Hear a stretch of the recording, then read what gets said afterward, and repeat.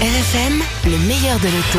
Ce matin, avec Christophe Dabron, on s'installe dans une voiture présidentielle. Vous avez encore en tête les premières images d'Emmanuel Macron descendant les Champs-Élysées dans sa voiture officielle. Eh bien, cette DS est désormais disponible. Vous ne pourrez pas manquer d'ailleurs les spots de pub que distille la marque sur les chaînes de télévision au son d'une Marseillaise revisitée.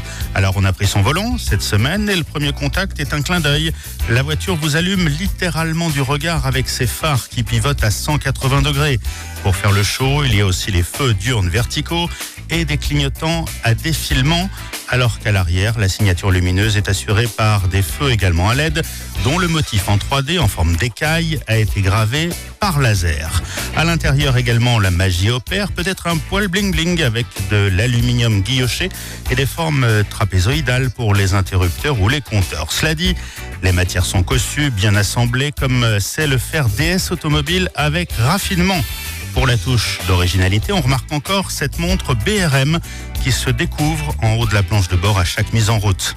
À bord de ce SUV premium, l'atout numéro 1, c'est le confort, avec des sièges massants, chauffants et ventilés, mais surtout avec une suspension pilotée complétée par une caméra infrarouge qui élit en permanence le profil de la chaussée pour prévenir la moindre dégradation en modifiant l'amortissement. Alors à vivre cette DS7, ça donne quoi? Ça donne surtout l'envie d'y rester. Le cocon est douillet, beaucoup de place à l'intérieur alors que l'encombrement extérieur est relativement contenu. Pour vous donner une idée, ce DS7 Crossback est moins long qu'un Audi Q5. À l'arrière, l'habitabilité est au-dessus de la moyenne. C'est une vraie 5 places dont le dossier de la banquette peut se régler électriquement. Et puis au niveau sécurité, tout y est.